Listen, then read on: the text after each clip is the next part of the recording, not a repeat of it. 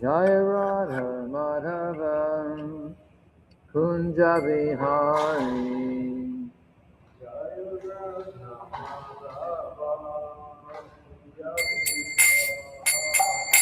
Jaya Radha Madhava Kunja Bihari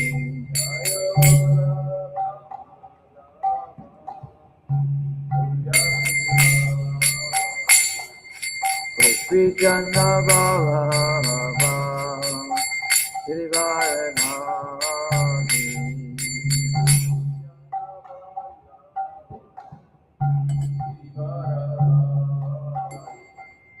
Gopi Jana Ballabha Shri Varanasi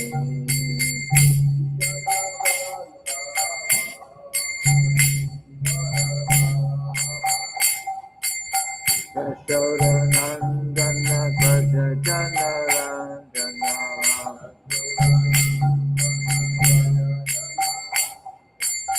Yashoda Nandana Braja Jana Ranjana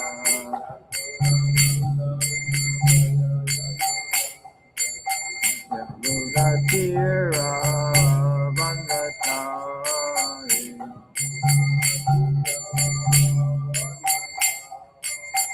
Yamuna Tira Vandachari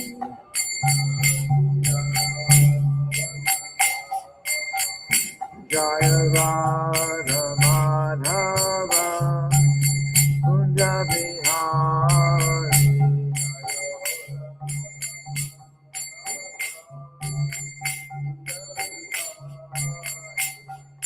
Gopi Jana Ballabha Shri Varanasi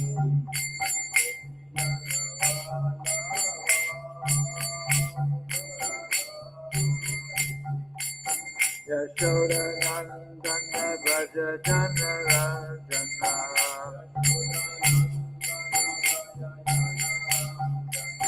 Yamuna Tira Vandachari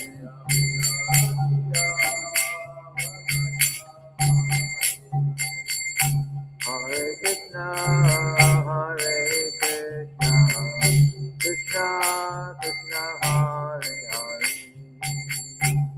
Hare Rama Hare Rama Rama Rama Hare Hare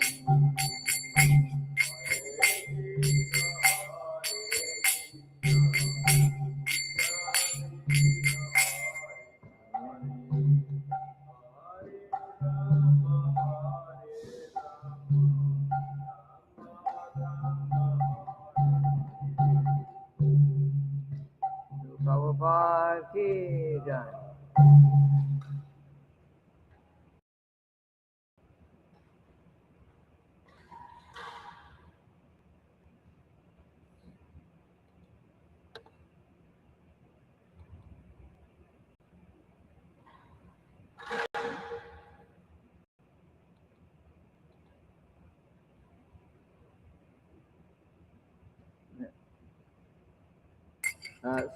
So today we read Srila Prabhupada Nectar book.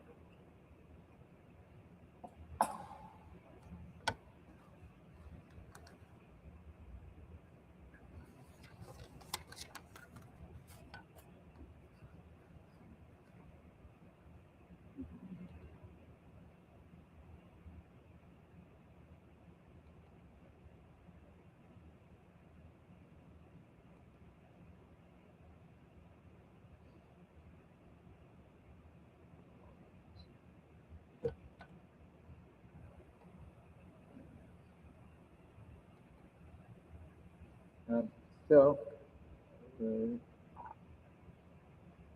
reading from, if anyone's watching on the book, it'll be page 392, number 32, Little Drops of Nectar. Srila Prabhupada was extremely tolerant of physical discomforts. One morning, while Prabhupada was staying in his quarters at the Radha Damodar temple, The devotee who was making Prabhupada's bed found one of Prabhupada's back teeth under the pillow. It had fallen out, it had fallen right out, and Prabhupada had placed it under the pillow without telling anyone. Soon afterwards, he contracted a bad infection in his leg. One of his toes had been cut and had become infected. The infection spread and Prabhupada's leg became red and swollen to the middle of his calf. Prabhupada had a poultice made of neem leaves, turmeric, and mustard oil, and he made a bandage of banana leaves. The infection finally began to subside after 5 days. Although it must have been very painful, Prabhupada never complained, nor did he reduce his preaching. In public, he hardly even limped, so that no one knew he was suffering. In May of 1977, Srila Prabhupada traveled to Rishikesh to regain his health. His party included Tamal Krishna Goswami, Trivikram Swami, and Pramana Swami, who accompanied him across the Ganges by motor launch to Swarga Ashram. Swarga, in parentheses, Swarga Ashram was a guest house owned by a Mr. D.P. Mandalia, and it was said to be the finest in Rishikesh. Upon arrival, Prabhupada asked the devotees to buy him some kachoris and jalebis, and he ate them with great relish. Then he asked for Ganges water to be drawn from the center of the river and brought to him. There was some delay in getting earthen water jugs, so Tamal Krishna took a thermos bottle, dove into the river, swam to the center, and then returned to Prabhupada with a full bottle of water. There was some delay in getting earthen water jugs. So Tamal Krishna Goswami took a thermos bottle, dove into the river, he swam to the center of the river, and then returned to Prabhupada with a full bottle of water. Yes. Prabhupada was taking his massage, but when Tamal Krishna Goswami arrived, dripping wet with the thermos bottle, Prabhupada immediately drank the cool, clear Ganges water. Immediately he belched. He said that such belching indicated that his stomach had accepted the water. Prabhupada then had the devotees fill buckets with Ganges water and set them in the sun to heat for his bath. Srila Prabhupada, when he was staying originally, before he came to America, he was staying in the Radha Damodar temple. Yes. And in the winter, when it was very cold, he would put a container with water up on the roof of the temple, and to warm up a little bit, and then he would use that for bathing. Several days later, Chaitya Guru Das arrived from Chandigarh with a box of nice fruits, mangoes, cherries, plums, apples, and lychees. When Prabhupada saw the lychees, he immediately wanted to take some. He said that as a little boy, his father always kept lychees hanging on the wall, and he would ask for them. Lychee fruit nut. On arriving once in Mayapur, Prabhupada entered his quarters, leaned back in his seat, and relaxed with his legs on his desk. He then drank from his water glass. Ah, Mayapur water, he said. He then related how Mayapur is a spiritual kingdom and that living and dying in Mayapur is the same. He said that if you live in Mayapur, then you are living in the spiritual world, and that if you die in Mayapur, then you go back to the spiritual world. That's why a lot of devotees move to Mayapur. So, okay, next section, number 33. Prabhupada once visited the ISKCON temple in Vrindavan, where the temple was having financial difficulties, and he ordered some cuts in the budget. He cut the amount of rupees the devotees were to spend on the deity's garlands. And he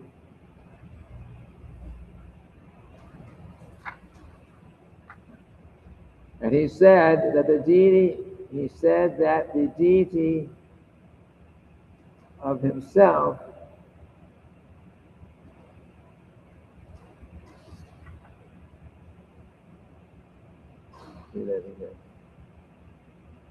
he cut the amount of rupees the devotees were to spend on the deity's garlands. And he said that the deity of himself, that of Bhaktisiddhanta, or the deity of himself, that of Bhaktisiddhanta Saraswati Thakur, and those of the two gopis should not be offered garlands at all. Okay, so we're talking about the devotees and the deities on the altar. Yeah. The devotees followed Prabhupada's instructions, but they continued to offer opulent garlands to Prabhupada himself while he was staying at the temple. For 2 days, when Prabhupada entered the temple room in the evening, the devotees gave him a beautiful opulent garland, and they would give him a second garland when he sat down on the Vyasasana. The devotees would offer small string-like garlands to the deities on the altar. On the third day, Prabhupada entered the temple room, and the devotees garlanded him as usual. And Prabhupada sat down on the Vyasasana, but when the devotees approached him with a big garland, he became angry. "Why are you giving these to me?" he yelled. "They should be given to the deities." For the next few days, the devotees gave the deities very opulent garlands, and they gave Prabhupada a thin garland. Prabhupada then complained that the devotees were spending too much on garlands, so they cut down on all the garlands. Then Prabhupada appeared pleased. In this way, the devotees came to understand that when the spiritual master asked for water, you should give him water. Yes. Number 34. Prabhupada tells short stories.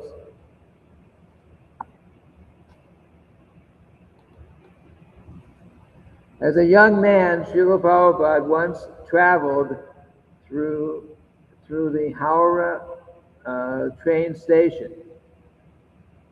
There he saw a person who was traveling with some half-burned pieces of wood to use as fuel.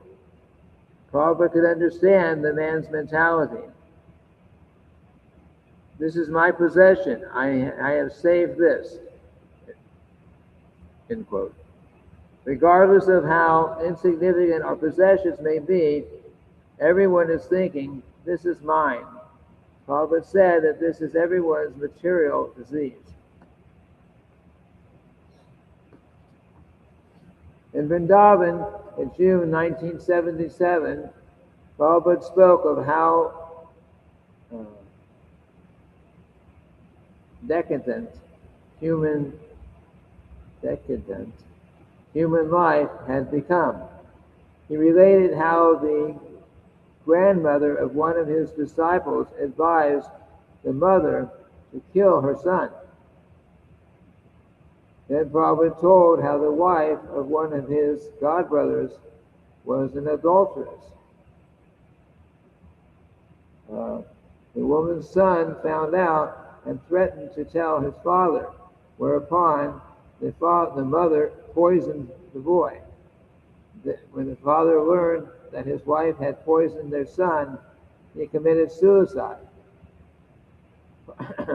Prabhupada concluded by saying, in this age, that there is no culture, no God consciousness, no religion, and no standard of behavior. He said that the only hope for Western civilization is to chant Hare Krishna. While in New York in 1966, Prabhupada told a story about finding happiness. A man once told his friend that sugar cane tastes nice and sweet when you chew it up. The friend did not know what sugar cane was, so he asked the man. He was told that it was just like a bamboo log. The foolish friend then began to chew different kinds of bamboo sticks, but he could never taste the sweetness. Similarly, Prabhupada explained, materialists are trying to find happiness and pleasure by enjoying the material body, but they find no real happiness or pleasure. The temporary experience of material happiness is like a little spark of lightning in the night sky, whereas real happiness is like the sun, which blazes in the sky and illuminates everything.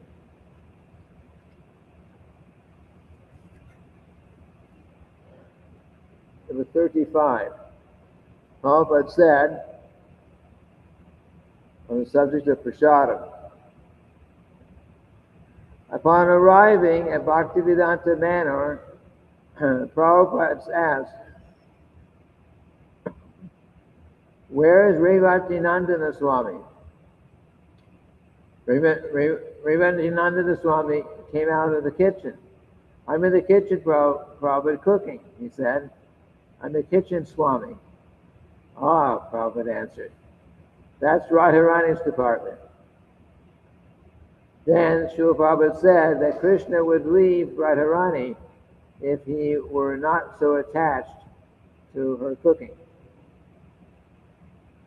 Prabhupada said that Krishna would leave Radharani if he were not so attached to her cooking. Okay, he's obviously not going to leave Radharani. Regarding offering food, the custom is to offer the foodstuff first to the spiritual master. We cannot offer anything directly. The spiritual master accepts the offering on behalf of his. The spiritual master accepts he accepts the offering on behalf of his disciple and offers the same to Krishna. After Krishna's eating, the spiritual master eats it. Then the devotee takes it as Mahaprasadam. That is the system. Everything is offered to the spiritual master first with a prayer, Nama Om Vishnu Padaya, and so on. If in the cooking process food falls on the floor, if it is raw and can be washed nicely, then it can be offered. But if it is prepared and cannot be washed, then it is not to be offered, but can be eaten rather than wasted. That's in a letter February 15th, 1968. Regarding the lollipops, there is nothing wrong. There's something attractive, and I can understand an introduction of friendship. But what is wrong? What is the wrong? It is sugar, so it can be offered to the deity. Just like here, we can offer sweets purchased in the marketplace. It is an Indian place. Yeah. Okay, this section. Regarding the lollipops, there is nothing wrong. It is something attractive, and I can understand an introduction, a friendship. Maybe these ways of giving lollipops to people. What is wrong? It is sugar, so it can be offered to the deity. Well, it is just like here, we can offer sweets purchased in the marketplace.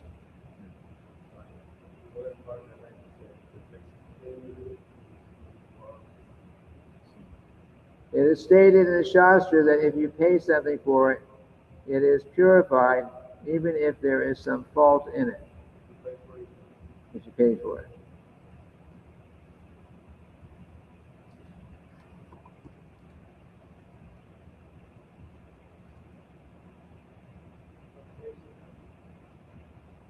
$396 in bottom. Straight.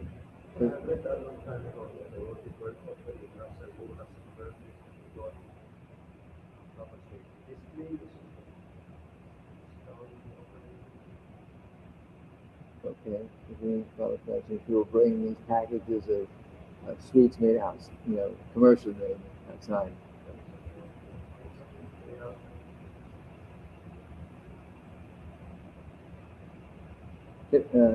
Next paragraph. Concerning the use of sour cream in the temple, it should be stopped immediately. Okay. Nothing should be offered to the deities which is purchased in stores. Yeah.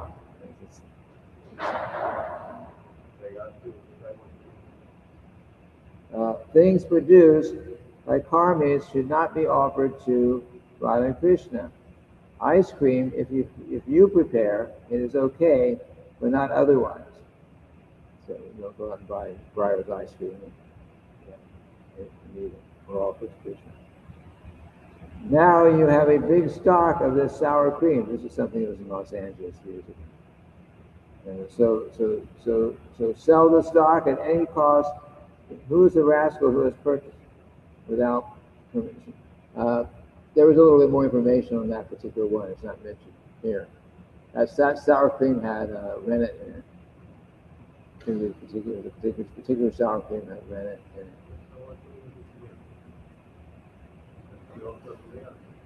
Yes, but it was contaminated with something else in that particular case. And in general, we should avoid using things that have been prepared outside. Things have changed here so much now. But before, we never used this pre-made paneer. We didn't use sour cream. We were using yogurt, and we were trying to make our own yogurt at the time. So that's the best standard. So this was in a letter, April 6, 1976. Well, that's towards the end. Srila Prabhupada's presence. Anyway, still the best standard is if we can make things ourselves. Regarding your questions, the next paragraph. Regarding your questions, you may not be so advanced that you may not be so advanced that you will take the karma, the karmi, remnants, as prasad. The karmi should not be given so much that there is waste. You can give them a little, and then if they like, you can give them more. The system should be introduced everywhere. I have seen myself that so much prasad is being left. This is not good. Regarding the attitude for taking prasad, if you think it is something palatable, so let me take more and more, then that is sense gratification. But still, it is prasadam, so it will act. Prasad is transcendental, but one should not take too much. Sannyasis may take the Mahaprasadam, but not to overeat. Chaitanya Mahaprabhu was taking, but on principle. He was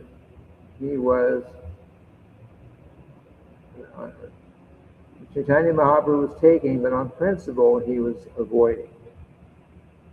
So he accepts some Mahaprasadam, but he was, as a sannyasi, he was very strict and avoiding. Number 36, realizations. Toshan Krishna once designed some brochures and posters advertising the devotees traveling rock opera. He wanted to show the materials to Prabhupada so that he could converse with his spiritual master. Toshan Krishna approached Prabhupada with the advertising materials. Included was a poster showing the Vaikuntha planets and Krishna Loka, as depicted on the cover of the Srimad Bhagavatam. In an effort to flatter Prabhupada, Toshan Krishna told him that the cover was actually Prabhupada's idea. Prabhupada looked at Toshan Krishna and said, "Why my idea? This is coming from Shastra." Then Prabhupada asked, "Are you chanting your rounds?" Toshan Krishna said yes, but he felt some disappointment. It took him several years to realize that Prabhupada could not be distracted from his duty as spiritual master or from his concern for the spiritual life of his disciples. Say that again. Toshan Krishna said, "Are you chanting your?" Prabhupada asked, "Are you chanting your rounds?" Toshan Krishna said yes, but he felt some disappointment. Toshan Krishna felt some disappointment. It took him several years to realize that Prabhupada could not be distracted from his duty as spiritual master or from his concern for the spiritual life of his disciples. This paragraph. In Dallas, Garuda hoped to hear Prabhupada give the Bhagavatam class. Before class, Prabhupada chanted Hare Krishna. On this occasion, Srila Prabhupada kept chanting Hare Krishna from the Vyasa sign. Instead of giving the class, Prabhupada kept chanting and chanting, on and on. Garuda then realized that the sole purpose of Prabhupada's mission was to spread the chanting of Hare Krishna. He realized that the chanting permeated Prabhupada's whole life, and that the only reason that Prabhupada traveled was for chanting of the chanting of Hare Krishna. Another paragraph. Prabhupada used his time perfectly in Krishna's service. He had a specific time for everything, for receiving the mail, for getting up, for eating, for talking, for receiving guests. He did not waste a second.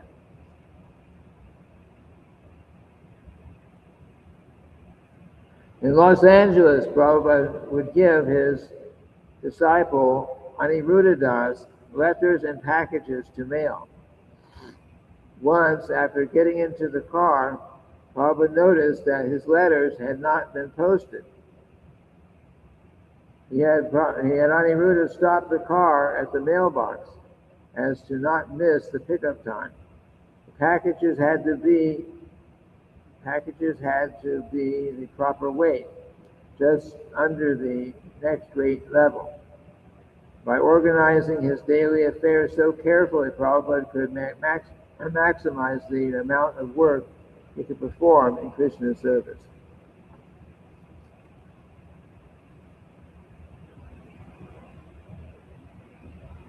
Number 37.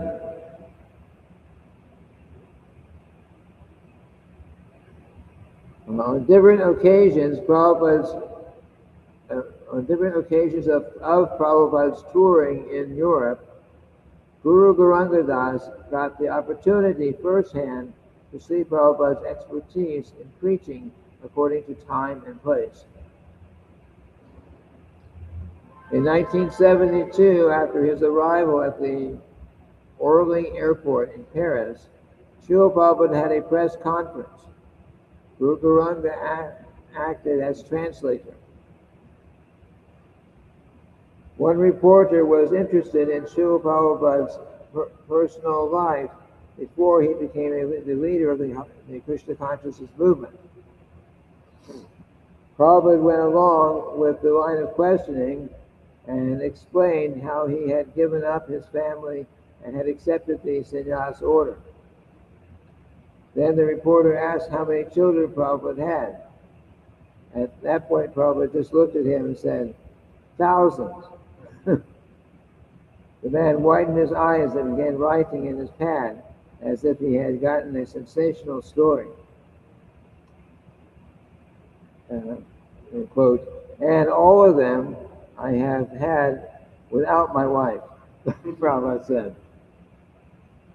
Then he said that many of his children were sitting there with him in the room. When he said that, the devotee shouted, "Haribol!" The reporter looked sheepish as he began to understand what Prabhupada meant. Prabhupada had thousands of children, maybe 5,000.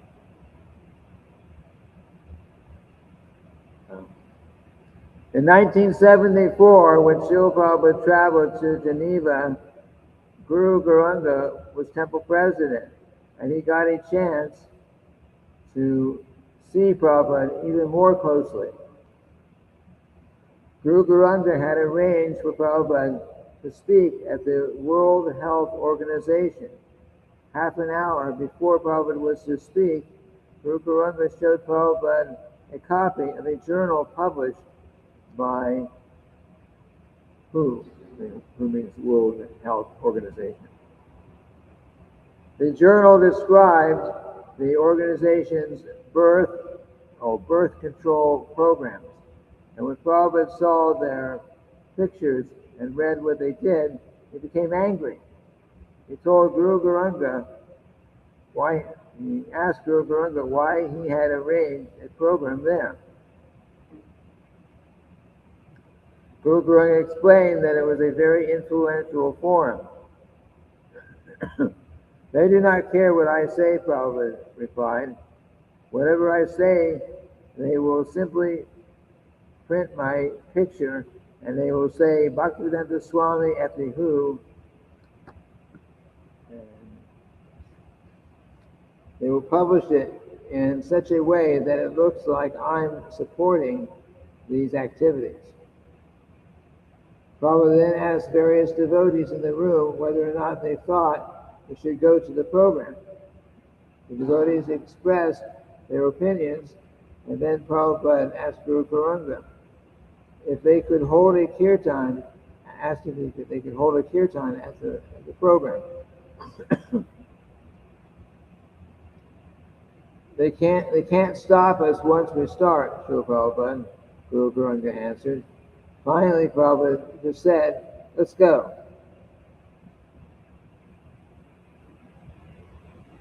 I can't see anything, the sun's in my eyes. No.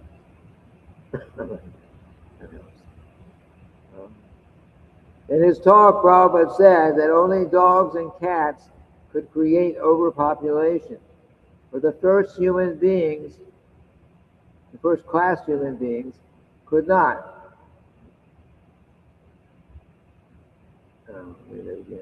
In his talk, Prabhupada said that only dogs and cats could create overpopulation, but that first-class human beings could not. Then he smashed the World Health Organization's scientific birth control program.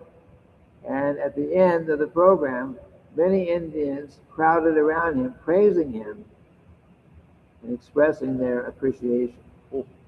Right. That is Geneva. Geneva. Yeah, actually that was, yes. think this is the same place Srila Prabhupada said like that. He said, because there was question about how do we stop this problem. They're talking about birth control, which means, you know what that means. And Srila Prabhupada said, the cats and dogs, they cannot stop their sexual activities. Only human beings can do this. So the solution is we simply have to control your senses. Human beings have the ability to control your senses, and you don't have to do all the things that they're doing, which includes contraceptives and probably abortions and all kinds of things. So Srila Prabhupada was very straightforward about that, and people appreciated it. You see.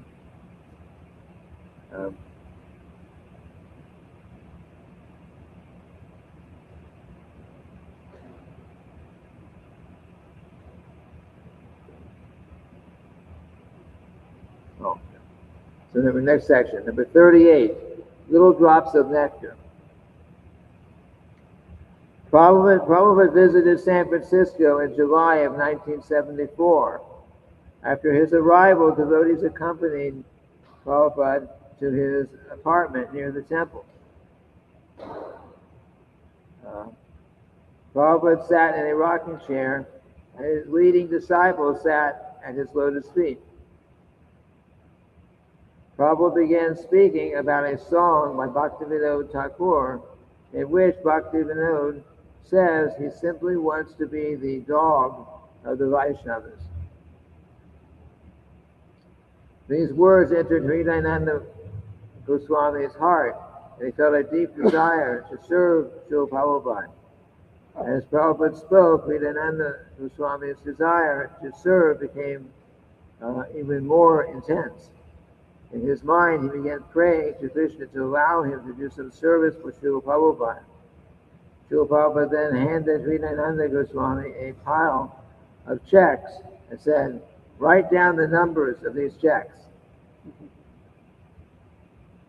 Prabhupada then handed him his pen and a sheet of paper.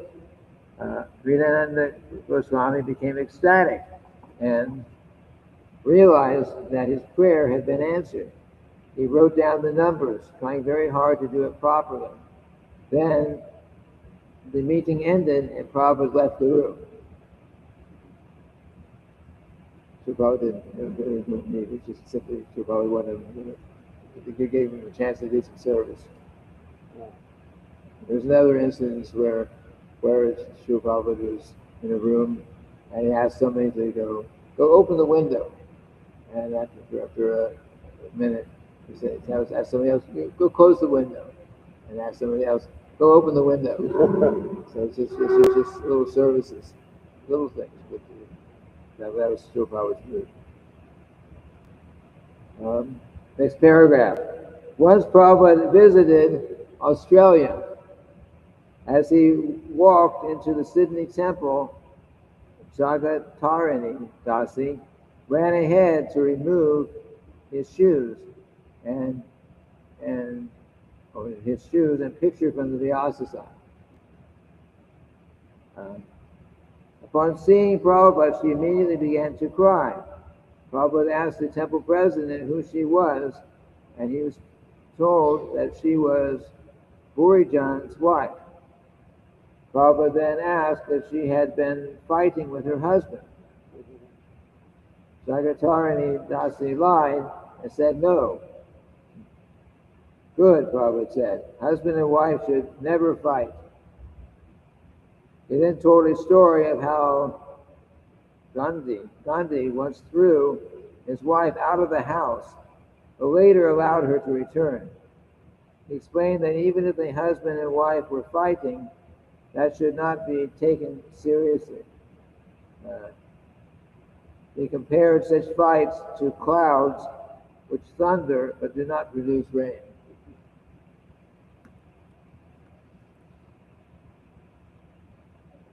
Just finish this paragraph. During the Kumbh Mela in 1977, Prabhupada said that he wanted to bathe in the Triveni, but he did not want to go into the crowd. He requested that the devotees to go there at the auspicious hour and return with water so that he could bathe with it the following day. 2 devotees managed to reach the Triveni and return with a bucket of water. The next morning, Prabhupada gave a darshan. Everyone wanted to know how his bath had been. Prabhupada thought for a moment, and he said it was like any bath in any water from the tap. He went on to explain that even though many millions of people go to the Triveni during the Kumbh Mela to take their auspicious bath, any service that anyone does anywhere in the world for the pleasure of Krishna is more auspicious. Huh?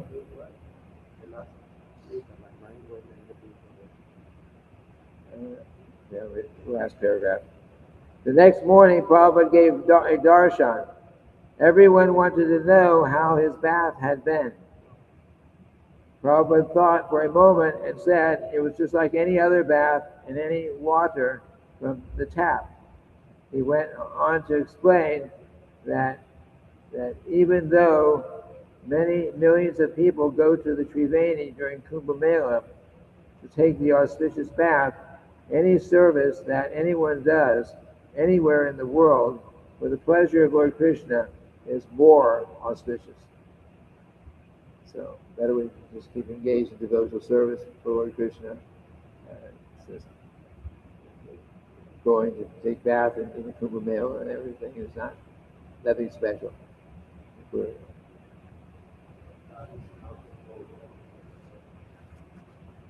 So I think we're going on page 30. So I can end here for today. Srila Prabhupada ki jai.